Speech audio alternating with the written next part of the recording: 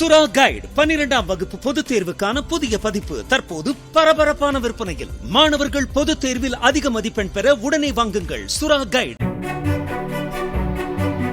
சிங்கப்பூரிலிருந்து திருச்சி வந்த ஏர் India express விமானத்தில் கடத்தி வரப்பட்ட சுமார் 22,42,000 ரூபாய் மதிப்புள்ள 282 கிராம் தங்க நகைகளை சுங்கத்துறையினர் பறிமுதல் செய்தனர். பிரேஸ்லெட், மோதிரம், சங்கிலி மற்றும் காதணிகளை பேண்ட் பாக்கெட்டில் மறைத்து கடத்தி வந்த பயணியிடம் அதிகாரிகள் விசாரணை நடத்தி வருகின்றனர்.